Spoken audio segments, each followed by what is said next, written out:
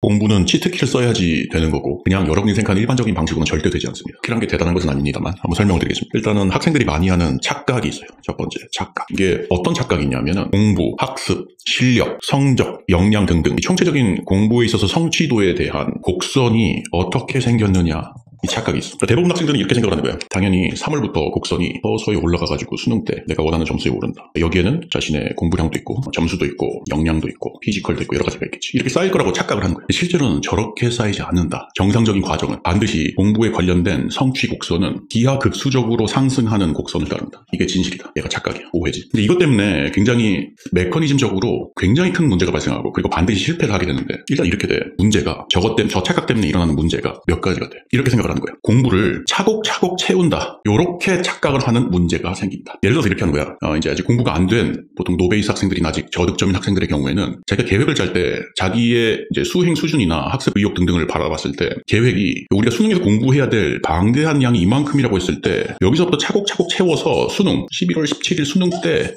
마무리되는 것 이것밖에 생각이 들 수가 없는 거야. 당연하겠지. 나의 실력은 이만큼이고 공부할 것은 이만큼인데 그럼 어떻게 되냐면은 반복을 할 수가 없어. 반복을 하지 못한다는 것은 체화가 되지 않는다는 얘기고 체화가 되지 않는다는 것은 득점을 할 수 없다. 점수로 나타나지 않는다는 얘기. 그래서 반드시 실패를 하는 거야. 그래서 이제 이걸 갖다가 내가 이제 말씀드리지. 이렇게 하면 안 되고 최소한 이 분량을 5번 이상은 공부를 해야지 체화가 된다. 점수가 오른다. 라고 말씀을 드리면 도저히 자기 실력으로는 그걸 5회도 5번 공부를 할 수가 없다는 생각 때문에 믿을 수가 없다라는 표현을 하게 될 수밖에 없어요. 이것은 또 다른 문제. 자신의 공부 소화량에 대한 착각 때문이기도 해요. 아까 이제 이 그림 한번 보시면 어떤 착각이 있었느냐. 공부에 있어서 성취 곡선에 대한 착각이 있었기 때문에 지금 자신의 학습 능력이 이 정도일 때를 가정을 하고 내가 수능 때까지 학습 능력이 조금 올라가겠지만 그렇게 크게 올라가지 않는다는 전제 아래서 나의 공부 소화량은 지금 3월부터 수능 때까지 항상 유지가 될 거다라는 생각을 하기 때문에 도저히 5번 이상을 공부하겠다라는 엄두가 나지 않게 되는 거지. 근데 실제로 우리의 학습 성취도 곡선은 어떻게 된다고 했어? 이렇게 된다고 했지. 그래서 여러분이 초반 단계를 지나서 초중반, 중반, 중상 그리고 상위권으로 올라가면 갈수록 기존의 공부량에 비해서 여러 배, 잘하면 10배까지 가능해. 그러니까 기존에 생각했던 거에 비해서 아주 많은 분량을 소화할 수 있는 실력으로 바뀌게 된다는 얘기야. 그렇기 때문에 여러분이 실제로는 5회독을 5번 이상을 공부할 수 있다는 거지. 이걸 이제 여러분이 믿고 있지 못한 거야. 그래서 이제 여러분이 여기서 해야 될 일은 이 착각을 버리고 자신의 공부 소화량에 대한 착각을 버리고 빌드업을 제대로 하는 것이 되겠지.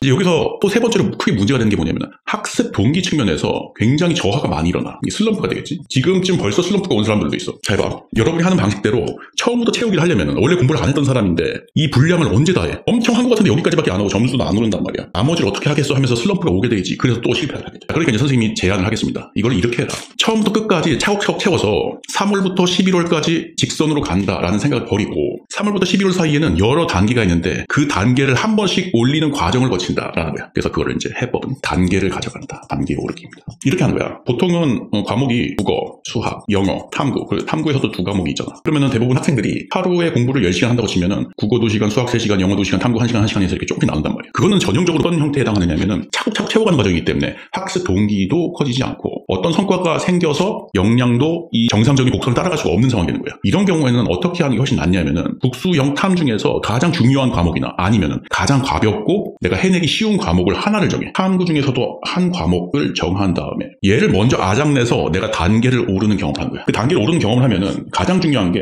학습 동기, 의욕이 엄청나게 높아지기 때문에 그것 자체로 분량이 늘어나. 그 다음에 성취감이 늘어나는 거지. 어떤 과목을 진득하게 여러 번 반복해서 공부를 해서 완벽하게 체화가 되잖아. 그것만으로도 나의 피지컬, 역량이 상승하기 때문에 공부, 학습 분량 자체가 그 다음에 또 늘어나게 돼 있어. 이걸 노리기 위해서 국수형 탐을 다 하는 게 아니라 초보일 경우에는 탐구에서 한 과목을 일주일 안에 5번 공부한다는 거지. 또 이렇게 하는 게 또 바보같이 해. 탐구 한 과목 인터넷 강의 유명한 일타 선생님 거 교재를 딱 펴니까 어마어마한 분량이야. 그 분량을 처음부터 다시 차곡차곡 채우고 있지. 그것도 어떻게 해야 돼? 이 탐구 한 과목에서 그 전체 분량을 다 하는 게 아니라 거기 중에서 가장 중요한 핵심적인 부분을 먼저 한 다음에 나머지는 나중에 채우는 거야. 요게 바로 기출 3개년치에 나온 문제와 선지, 해설지만 반복해서 공부하는 것이다. 그러면 최소한의 분량으로 아주 많은 학습, 반복 학습을 할 수가 있고 그렇게 되면 성취감이 생겨서 동기, 의욕이 생기고 피지컬 분량이 늘어서 다른 과목까지 이어진다는 얘기죠. 이렇게 단계 오르기 방식, 분량을 줄여서 단계 오르기 방식을 해야지만 거의 유일하게 성공을 할 수가 있다. 그게 선생님이 말씀드린 치트키다. 다른 방법, 일반적으로 조금씩 시간이 나눠서 하다 보면은 결국 수능 때 되면 어떻게 되냐면은 내가 여태까지 뭘 했는지 잊어버리는 정도가 돼. 수능 때쯤 혹은 9월 모의고사 끝날 때쯤 되면은 대부분의 사람들은 여기 중간쯤 와 있어. 많이 해본 사람은 여기까지 와 있는데 충격적인 게 뭐냐? 다 채워서도 앞에 있는 게 기억이 안 나. 체화가 될 리가 없어. 점수가 안 나오고 항상 불안에 떨다가 수능이 끝나게 되겠죠. 그래서 항상 가장 작은 부분에 또 작은 부분, 핵심적으로 중요한 부분을 반복해서 채화를 하고 그걸 통해서 동기를 높이고 피지컬 분량을 높여서 다른 과목 그리고 더 넓은 분량으로 넘기는 방법. 그래서 정상적인 이 공부 성취 곡선을 따라가는 방법만이 여러분에게 유일하게 성공을 가져다 줄 것입니다. 멈춰있던 내 심장이 다시 뛰게 된 거야. 혼자였던 내 마음도 이젠 외롭지 않아. 신기한 일이야. 널 보면 볼수록 미라